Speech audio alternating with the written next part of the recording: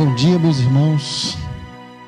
É uma alegria poder compartilhar a palavra com os irmãos num momento tão importante como a formatura, como a conclusão de um trabalho de ensino.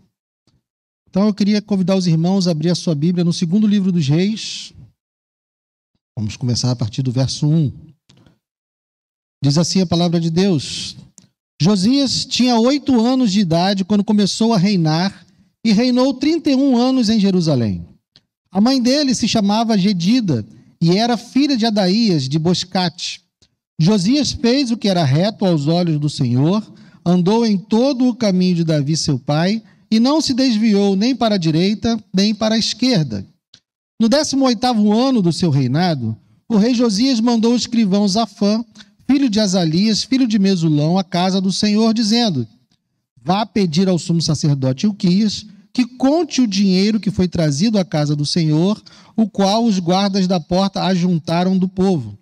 Que esse dinheiro seja entregue aos que dirigem a obra e tenha seu encargo à casa do Senhor, para que paguem aqueles que fazem a obra na casa do Senhor, para repararem os estragos do templo, aos carpinteiros, aos construtores e aos pedreiros, e que comprem madeira e pedras lavradas para repararem os estragos do templo. Mas não é necessário que prestem contas do dinheiro que lhes foi entregue, porque são honestos. Então o sumo sacerdote Ilquias disse ao escrivão Safã: achei o livro da lei na casa do Senhor. Ilquias entregou o livro a Safã e esse o leu. Então o escrivão Safã foi falar com o rei e lhe deu o relatório dizendo: os servos contaram o dinheiro que estava na casa do Senhor e o entregaram nas mãos dos que dirigem a obra e têm a seu encargo a casa do Senhor. Depois o escrivão Safã anunciou ao rei: o sacerdote Ilquias me entregou um livro. E Safã leu o livro diante do rei. Quando ouviu as palavras do livro da lei, o rei rasgou as suas roupas. Então deu ordem a Ilquias, o sacerdote, a Aicão, filho de Safã, e a Aquibor, filho de Micaías, a Safã, o escrivão, e a Asaías, servos do rei, dizendo: vão consultar o Senhor por mim, pelo povo e por todo o Judá, a respeito das palavras desse livro que foi encontrado. Porque é grande o furor do Senhor que se acendeu contra nós, porque os nossos pais não deram ouvidos às palavras desse livro, para fazerem segundo tudo que está escrito a nosso respeito. Então o sacerdote Ilquias, Aicão, Aquibor, Safã e Asaías foram falar com a profetisa Ulda, esposa de Salum, encarregado das vestimentas da casa do Senhor, filho de Tiquivã, filho de Arás. Ulda morava na parte nova da cidade, em Jerusalém. Eles lhe contaram o que havia acontecido e ela lhes disse: assim diz o Senhor, o Deus de Israel: digam ao homem que os enviou a mim, assim diz o Senhor: eis que trarei desgraça sobre este lugar e sobre os seus moradores, a saber, todas as palavras do livro que o rei de Judá leu, por terem me abandonado e queimado incenso a outros deuses, para me provocarem a ira com todas as obras das suas mãos. O meu furor se acendeu contra esse lugar e não se apagará. Mas o rei de Judá, que os enviou para consultar o Senhor, digam o seguinte: assim diz o Senhor, o Deus de Israel, a respeito das palavras que você ouviu: visto que o seu coração se enterneceu e você se humilhou diante do Senhor, quando ouviu as ameaças que fiz contra esse lugar e contra os seus moradores, que seriam objeto de horror e de maldição, rasgou as suas roupas e chorou diante de mim. Também eu ouvi a sua oração, diz o Senhor. Por isso, deixarei que você morra e seja sepultado em paz, e os seus olhos não verão todo o mal que trarei sobre esse lugar. Então eles levaram essa resposta ao rei. Vamos orar mais uma vez? Pai amado, obrigado, Deus, pela tua palavra. Irmãos, quantos de vocês se lembram, você que já tem um relacionamento já longo, de muito tempo, quantos de vocês se lembram do momento em que vocês se apaixonaram? Você olhou para ela, você olhou para ele e falou: meu Deus, eu estou apaixonado. Olhando daqui agora, no meu caso, 29 anos, 29 anos depois, é com alegria que eu me lembro desse tempo. Um sorriso, Você olha, para e pensa: poxa, foi legal, foi bom.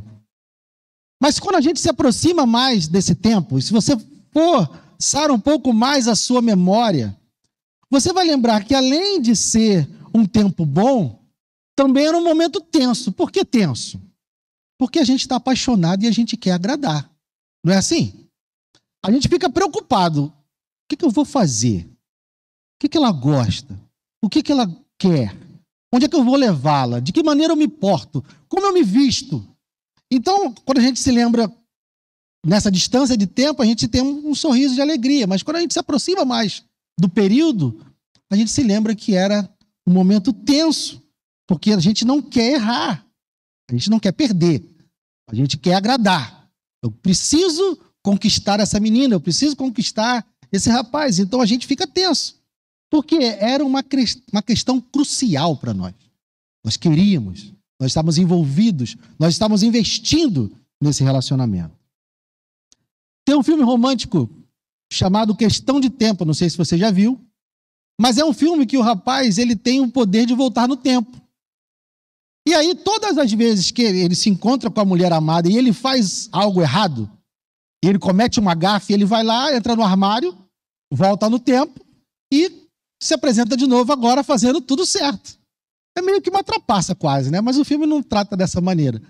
Mas ele acerta o tempo inteiro com a menina. E é claro que o romance engata, é claro que dá tudo certo. Ele consegue agradar a amada o tempo inteiro. Ele sempre estava tendo sucesso. Porque ele obtinha uma informação. Ele chegava diante dela, obtinha uma gafe, opa, tenho uma informação. Volta no tempo, agora com aquela informação, e agrada. Pensando na nossa situação, que nós não temos o poder de voltar no tempo, acredito que ninguém aqui tenha, né? Quão bom seria se nós recebêssemos, né, no momento que a gente se apaixona, a gente recebe um arquivo com todas as informações daquela pessoa. Tudo que ela gosta, tudo que ela quer, tudo que ela não gosta, tudo que ela não espera. A gente ia fazer o quê com esse arquivo? A gente ia devorar esse arquivo, porque a gente está apaixonado. A gente quer agradar.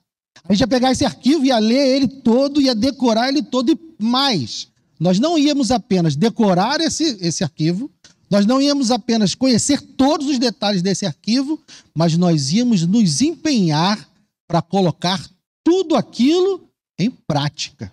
Quando a gente se reunisse com aquela menina, quando nós nos encontrássemos com aquele rapaz, a gente ia estar com as informações tinindo na mente para poder fazer tudo certo e ter sucesso, aplicar todas as dicas que a gente tinha daquele arquivo. Mas voltando agora para o nosso texto, e você não precisa ficar ansioso pensando o que essa história tem a ver com o texto, mas nós vamos chegar lá.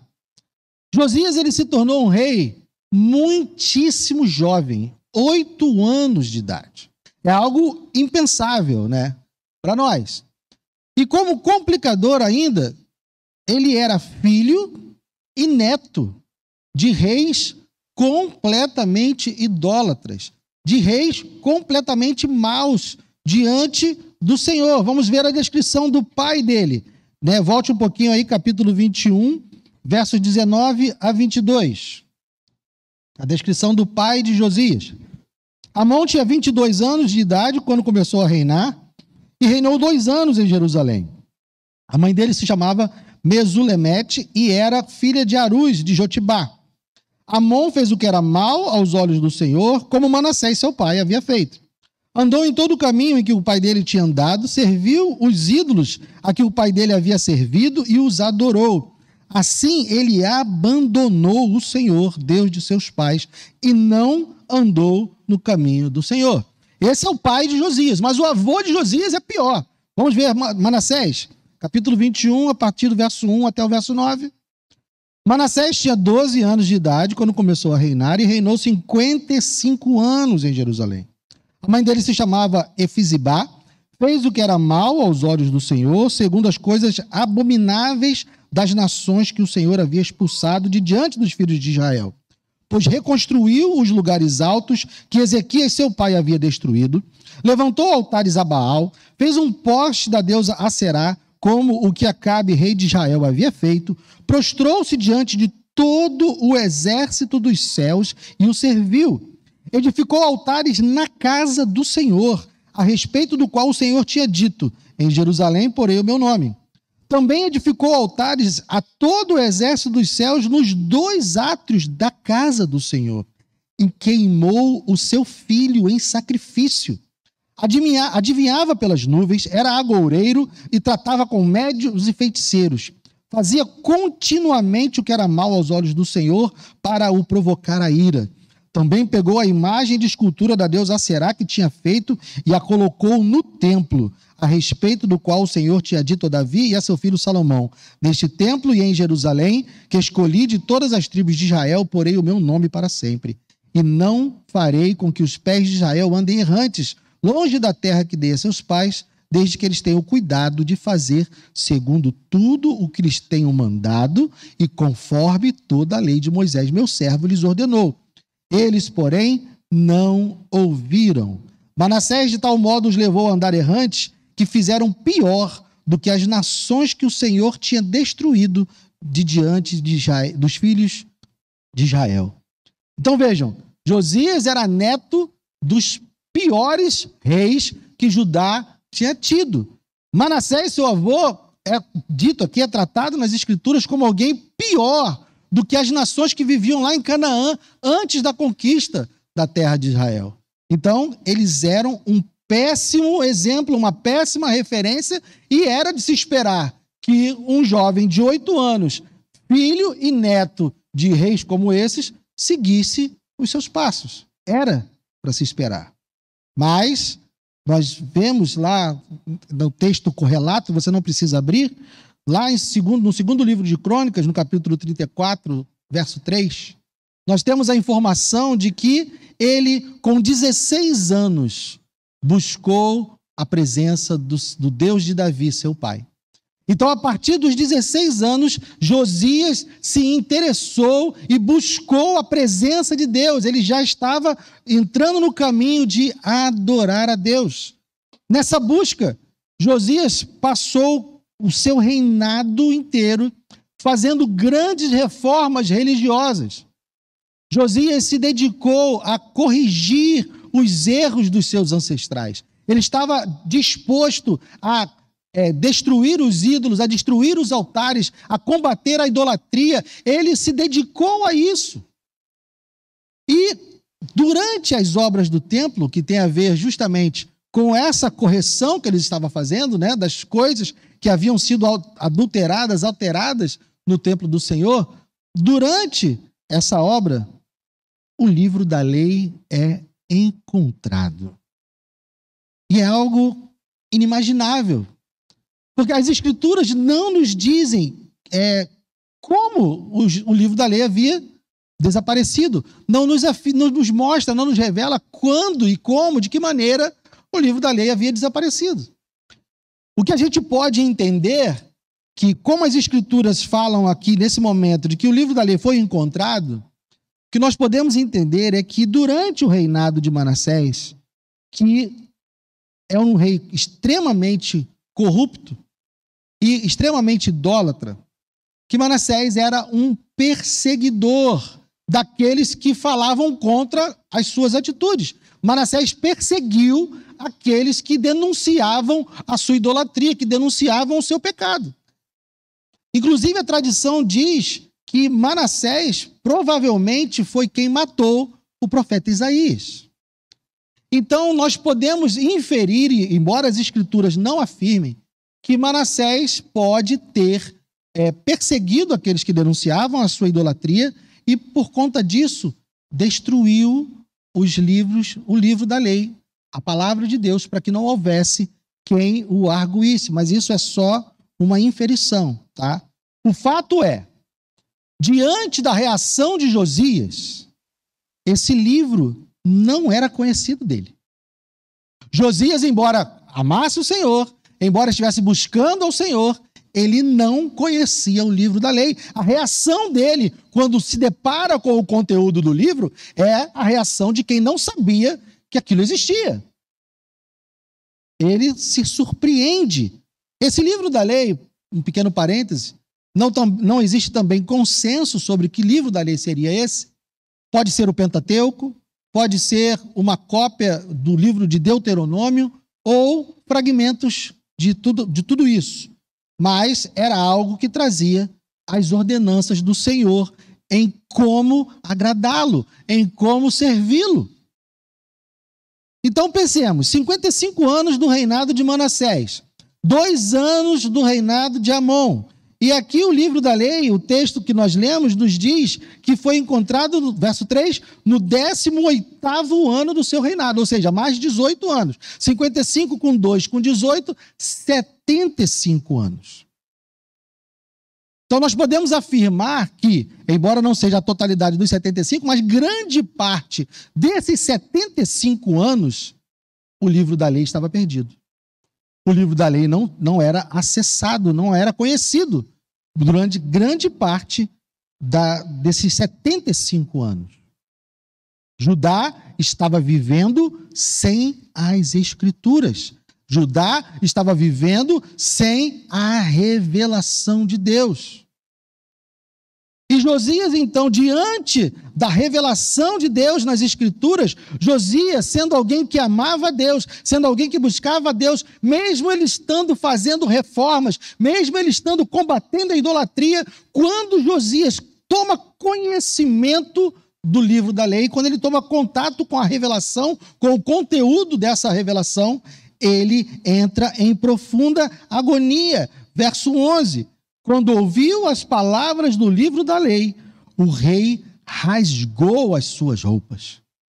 Percebam o impacto da revelação de Deus diante de um homem que podemos considerar um homem piedoso. Um homem que não seguiu os passos do seu pai e os passos do seu avô. Chegou até as mãos de Josias aquele arquivo que contém todas as informações. Aquele arquivo que diz exatamente o que o Senhor queria e o que o Senhor não queria. Aquele arquivo que dizia exatamente o que o Senhor gostava e o que o Senhor não gostava. Aquele arquivo que dizia exatamente o que Deus esperava e o que ele não esperava. Só que chegou depois de algum tempo. E ele, olhando para aquele arquivo, olhando para aquelas informações, pensando no seu relacionamento com Deus até aquele momento, ele entra em desespero, porque ele percebe que ele não estava fazendo de acordo com a vontade de Deus. Ele não estava fazendo de acordo com a revelação de Deus. E justamente porque ele se importava com isso, justamente porque ele amava a Deus, justamente porque ele queria agradar a Deus, quando ele toma conhecimento de que não estava fazendo de acordo com a revelação de Deus, ele entra nesse desespero, rasga as suas vestes num sinal de humilhação e ele vai imediatamente e manda: consultem a Deus. Perguntem a Deus, então, qual é a nossa situação, porque, de acordo com esse livro, nós estamos diante de uma grande ira, nós estamos diante de um grande furor. E ele manda perguntar, ele precisa saber, e ele vai consultar a Deus por si, pelo povo e todo o Judá. Vejam o que diz o texto. Verso 13: vão consultar ao Senhor por mim, pelo povo e por todo o Judá, a respeito das palavras desse livro que foi encontrado. Porque é grande o furor do Senhor, que se acendeu contra nós, porque os nossos pais não deram ouvidos às palavras desse livro, para fazerem segundo tudo o que está escrito a nosso respeito. Quando a gente acorda de manhã, e quem tem que sair, né? Quem acorda de manhã e vai continuar na cama, né? Não tem problema. Mas quando você acorda pela manhã e precisa sair, você vai ao banheiro, certo? Você vai ao espelho. Quando você chega diante do espelho, você encontra o estrago da noite, né? Você encontra as consequências do seu descanso. Você vai encontrar a sua cara amarrotada, você vai encontrar o seu cabelo despenteado. Você vai ver os estragos da noite ali. O que a gente faz? A gente trata logo de corrigir isso. Você parou na frente do espelho, opa, tem que arrumar aqui, tem que pentear o cabelo. Eu, às vezes, saio de casa sem pentear o cabelo, eu esqueço. Porque eu fui careca há muitos anos, né? Máquina 1 na cabeça, então eu acostumei a não pentear o cabelo. Às vezes eu saio com a Érica olha para o lado. Guilherme, você penteou o cabelo? Aí eu, não. Aí eu dá uma passada de mão, tenta ajeitar. Mas a gente para na frente do espelho quando a gente constata o estrago.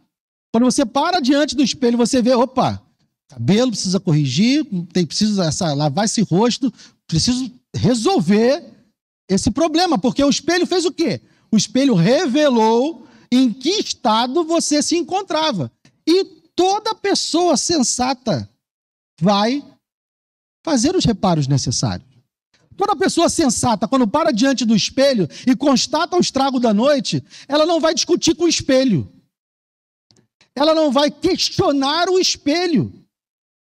Ela olhou o espelho e viu, preciso corrigir isso. E ela vai corrigir. Toda pessoa sensata vai fazer isso. Não vai perder tempo questionando se o espelho está certo ou se ele está errado, se o espelho está bom naquele dia ou não. Nós vamos resolver o problema que o espelho revelou que nós temos na nossa cara. Josias, diante da revelação de Deus nas Escrituras, diante daquilo que Deus revelou, ele viu claramente que ele precisava agir. Josias, diante do espelho da revelação, diante do espelho da palavra de Deus, ele olhou e falou, eu preciso mudar, eu preciso corrigir o que está errado, eu preciso corrigir o estrago. Ele claramente olhou e viu, eu estou em falta com o Deus Todo-Poderoso, e eu preciso me acertar com Ele, eu preciso me voltar para Ele e falar, tá bom, e agora? O que eu faço? E agora? O que acontece? E você pode se perguntar, então, o que essa história tem a ver comigo hoje, Guilherme? Josias teve acesso a uma revelação de Deus. Uma revelação que não era do seu conhecimento, ele teve acesso a essa revelação. Deus se revelou por meio das Escrituras. Josias recebeu de Deus a revelação que era disponível até aquele momento. Josias viveu num momento histórico diferente do nosso, e nós temos uma revelação mais completa. Nós temos uma revelação mais profunda, mais clara, mais real. Nós temos uma revelação de Deus hoje que é superior à revelação que Josias tinha naquele tempo. Avance um pouco na sua Bíblia e vamos até Hebreus. Hebreus, capítulo 1, versos 1 ao 4. Antigamente, ou seja, nos tempos de Josias, antigamente Deus falou muitas vezes e de muitas maneiras aos pais pelos profetas. Mas nestes últimos dias, nos dias do autor dos Hebreus e também nos nossos dias hoje, nos falou por quem? Pelo Filho, a quem constituiu o herdeiro de todas as coisas e pelo qual também fez o universo. O Filho, que é o resplendor da glória de Deus e a expressão exata do seu ser, sustentando todas as coisas pela sua palavra poderosa, depois de ter feito a purificação dos pecados, assentou-se à direita da majestade nas alturas, tendo se tornado tão superior aos anjos, quanto herdou mais excelente nome do que eles. Jesus é a revelação final do Senhor Todo-Poderoso. Jesus é a revelação completa de Deus. Nós temos hoje acesso a uma revelação que é muito superior à revelação que Josias teve quando encontrou o livro da lei. Jesus, ele se apresenta, ele afirma que ele é o caminho, a verdade e a vida. Sobre a sua mensagem, nós podemos dizer que a mensagem de Cristo se resume em arrependimento e fé. Jesus começa o seu ministério na Galileia e ele começa com uma frase. Marcos capítulo 1, verso 15, ele dizia: o tempo está cumprido, o reino de Deus está próximo. E aí vem as suas duas ordenanças, seus dois imperativos: arrependam-se e creiam no Evangelho. A revelação final de Deus, aquele que é a expressão exata do Senhor, a revelação superior que nós temos. Ele se apresenta a nós como sendo o caminho, a verdade e a vida. Ele nos diz que nós precisamos nos arrepender e crer no Evangelho. Só que ele faz afirmações mais categóricas ainda. João capítulo 8, vamos ler dos versos 21 ao 24. Ele diz: arrependam-se e creiam. O reino de Deus é chegado. Mas nos versos 21 ao 24, ele conversando com os judeus, ele falando com os judeus, ele fala, 21. Outra vez Jesus lhes falou dizendo: eu vou embora e vocês vão me procurar, mas perecerão no seu pecado. Para onde eu vou, vocês não podem ir. Então os judeus diziam: será que ele tem a intenção de se suicidar? Como é que eles não entendem nada, né? Será que ele tem a intenção de se suicidar? Porque diz: para onde eu vou, vocês não podem ir. Jesus lhes disse: vocês são daqui de baixo, eu sou lá de cima. Vocês são deste mundo, eu deste mundo não sou. Por isso, eu lhes disse que vocês morrerão em seus pecados. Por quê? Porque se não creem que eu sou, vocês morrerão nos seus pecados. Na sua Bíblia, esse eu sou está escrito de maneira diferente aí? Não está com letras maiúsculas, todo ele? Quando Jesus afirma o eu sou, e a sua Bíblia traduz e apresenta esse eu sou com letras maiúsculas, todas as vezes que você vê na sua tradução, o eu sou o que sou, ou o Senhor, com todas as letras maiúsculas, é porque a palavra que está sendo traduzida aqui é a palavra para o nome de Deus. É Deus declarando o seu próprio nome. Então, quando Jesus diz para os judeus: porque se não crerem que eu sou, e aqui estamos com letras maiúsculas, Jesus está afirmando para os judeus nesse momento que ele é Deus. Se vocês não crerem que eu sou Deus, vocês morrerão nos seus pecados. Jesus é a revelação final do Deus Todo-Poderoso, e nessa revelação final do Deus Todo-Poderoso, ele se apresenta como Deus. Ele é Deus. E quem não crer nessa verdade morrerá em seus pecados. Hoje, quase ninguém tem uma opinião negativa a respeito de Deus, a respeito de Jesus, não de Deus. Hoje, quase todo mundo concorda que Jesus é um cara legal. Você pode conversar com qualquer pessoa, e até com os ateus. Quando você fala de Jesus, ele fala: Jesus é legal. É o fã-clube que não presta e fala mal da gente, né? Mas a grande maioria das pessoas concorda que Jesus é um cara legal. Mais do que rejeitar a Jesus, hoje, o importante não é rejeitar Jesus. Hoje, o movimento do mundo é cooptar Jesus.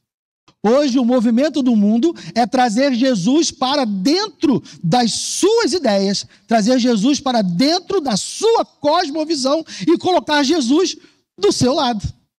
Porque Jesus é um cara legal.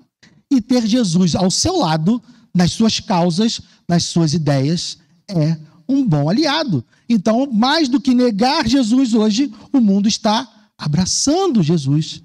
Mas alguns, por causa das suas ideias, por causa dos seus ideais, vão descrever Jesus como um defensor dos pobres. Um homem que lutou contra o sistema e foi vítima do Estado opressor. Por quê? Porque essa descrição de Jesus coloca Jesus ao lado deles.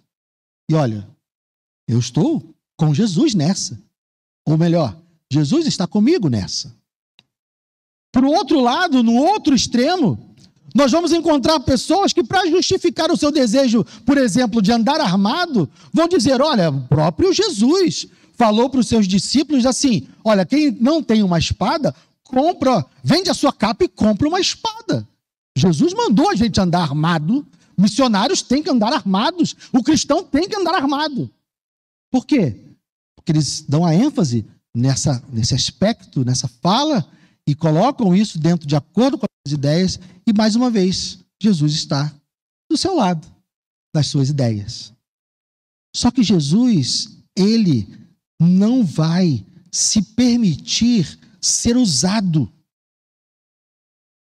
As pessoas estão em busca de um Jesus que se encaixe nas suas ideologias e nas suas visões. As pessoas estão em busca de um Jesus que se adapte à sua visão, ao invés de buscarem e entenderem que Jesus é o espelho que revela todo o nosso estrago.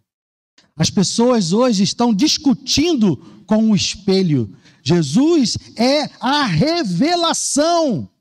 Ele é aquele que afirma: eu sou Deus.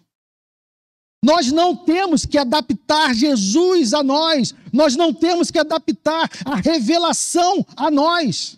Somos nós que, diante da revelação, precisamos mudar. Mas o que se faz hoje é o caminho contrário. Jesus é Deus. Jesus é santo. Jesus é justo. Jesus é perfeito. Essa revelação de quem Jesus é, deve causar em nós a mesma reação que o livro da lei causou em Josias. Por quê? Porque quando Josias olhou o livro da lei e viu que estava em falta, viu que estava em erro, e ele rasgou as suas vestes e buscou imediatamente o Senhor para se corrigir. Nós também, sabendo que Jesus é Deus, que Jesus é santo, Ele é justo e é perfeito, nós também devemos nos desesperar. Sabe por quê? Porque nós não somos santos, nós não somos justos e muito menos perfeitos. Jesus é o espelho que revela o estrago do pecado na minha e na sua vida.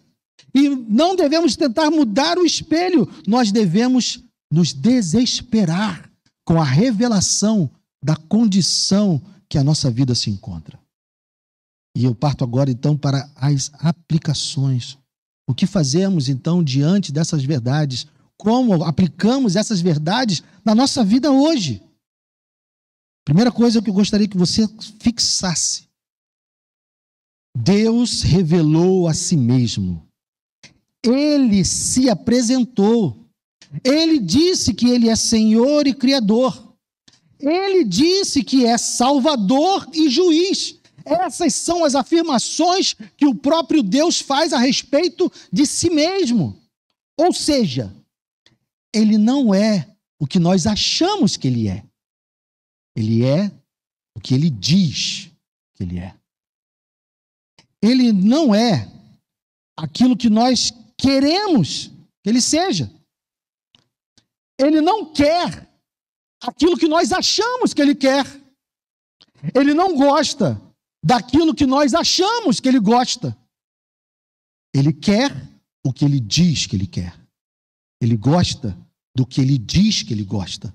Porque graciosamente, amorosamente, Ele se revelou a nós. Ele nos deu um arquivo com todas as informações. Ele nos deu um arquivo com tudo que nós precisamos saber a respeito dele. E não somente dele.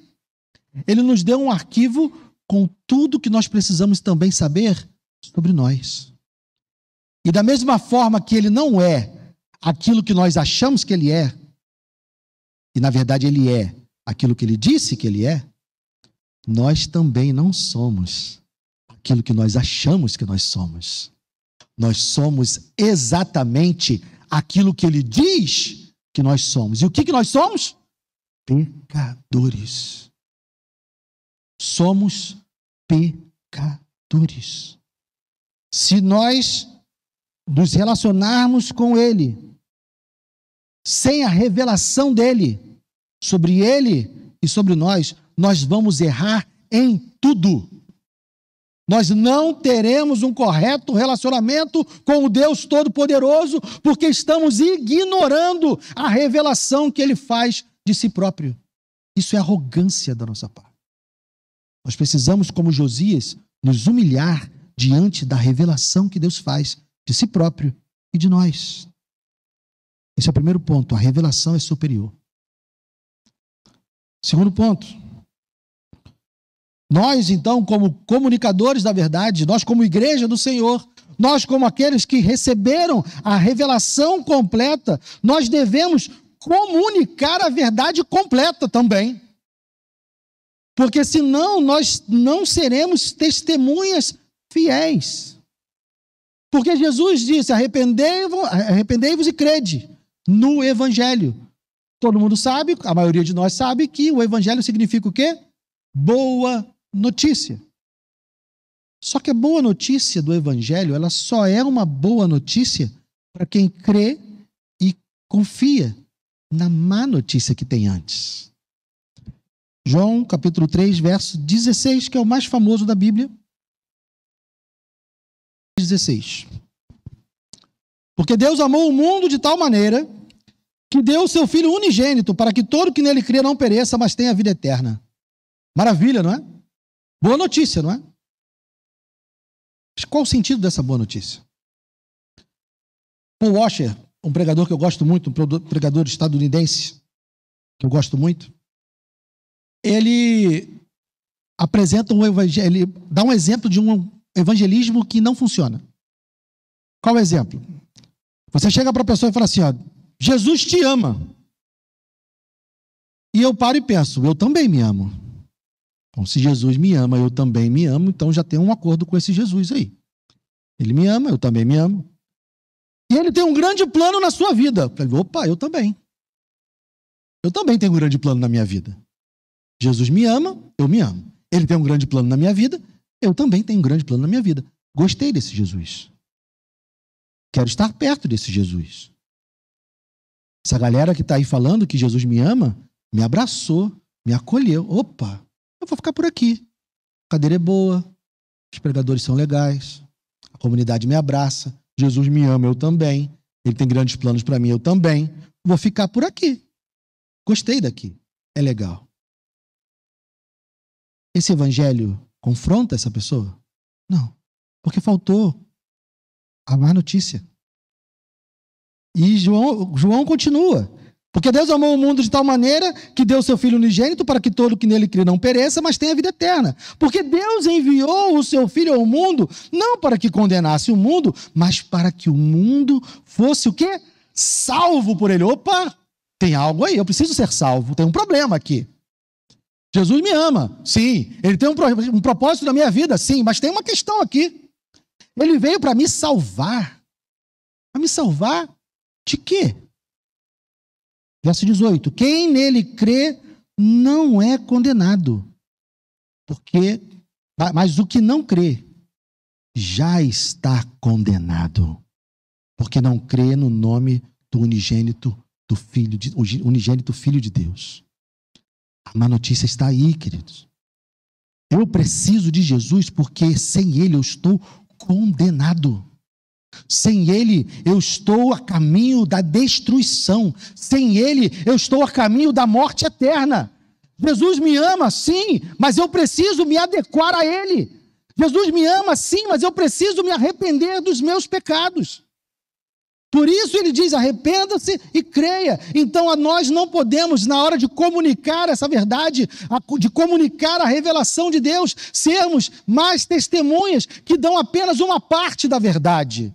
Porque senão nós vamos ter caminhando entre nós pessoas que não se arrependeram. Pessoas que encontraram em Jesus um cara legal, que o ama e que tem planos para ele.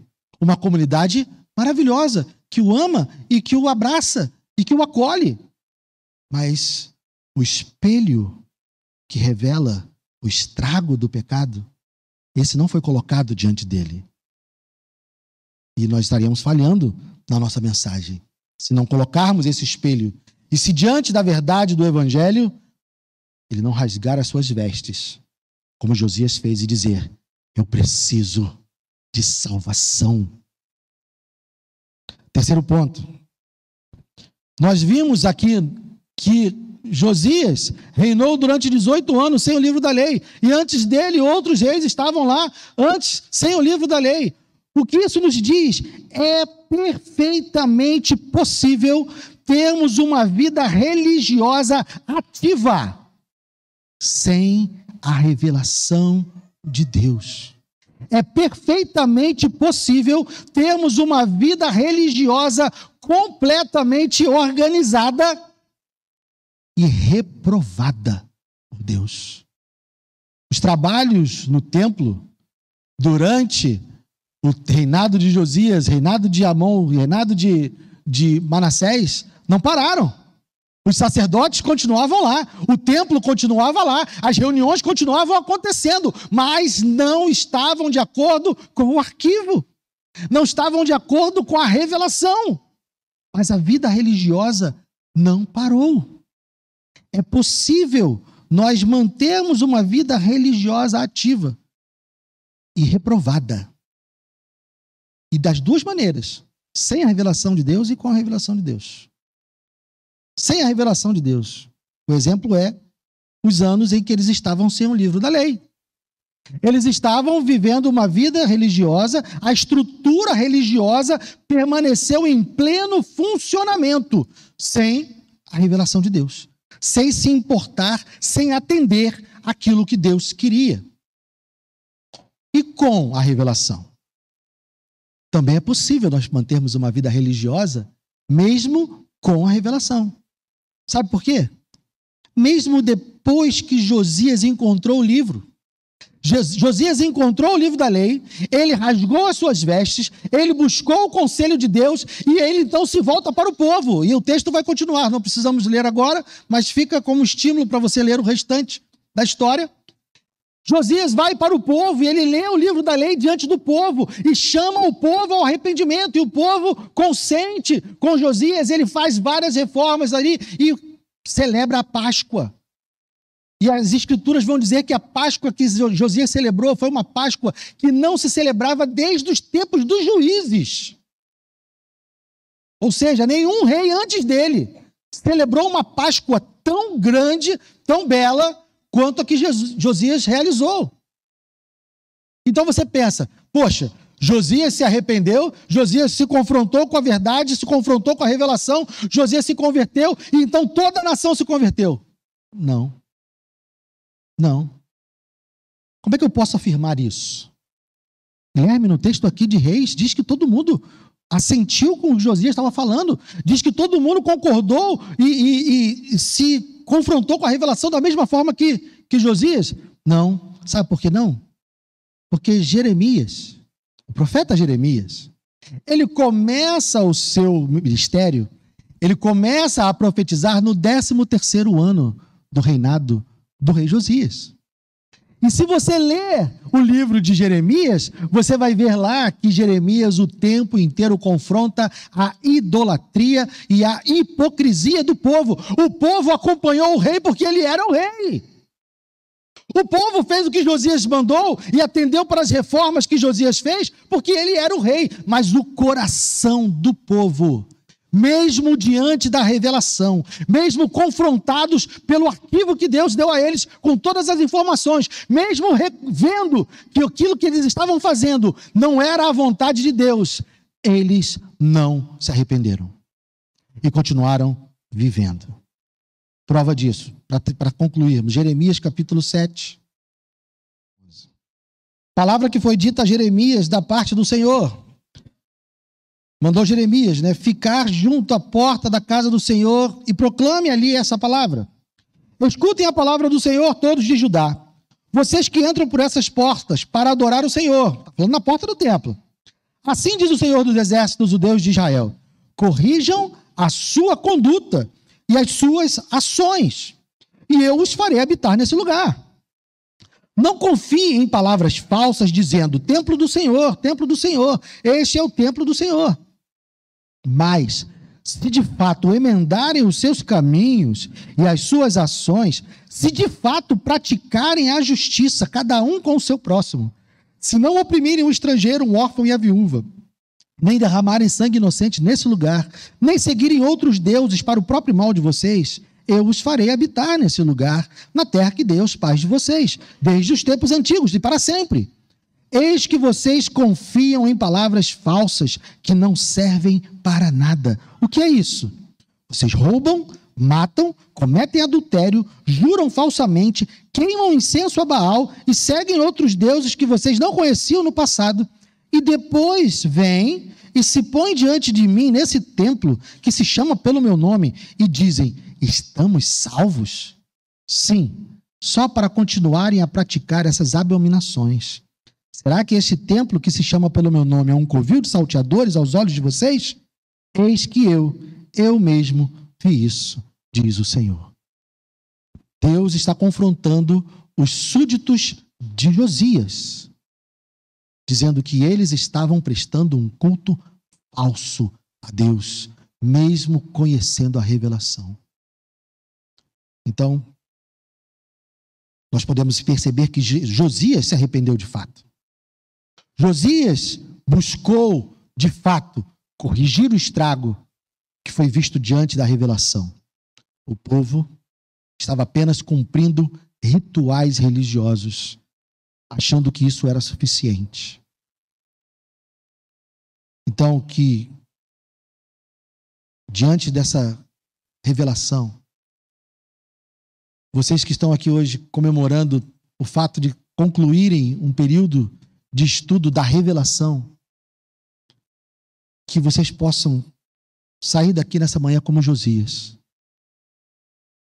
entendendo que o espelho da revelação é colocado diante de nós para que nós possamos melhorar, que possamos fazer a vontade de Deus. E quando você for proclamar essa verdade, proclame ela de maneira completa, para que o outro também saiba que precisa mudar, que precisa corrigir o estrago. Porque nós não podemos permitir que pessoas andem entre nós, achando que são salvos, sem serem salvos. Amém? Deus abençoe.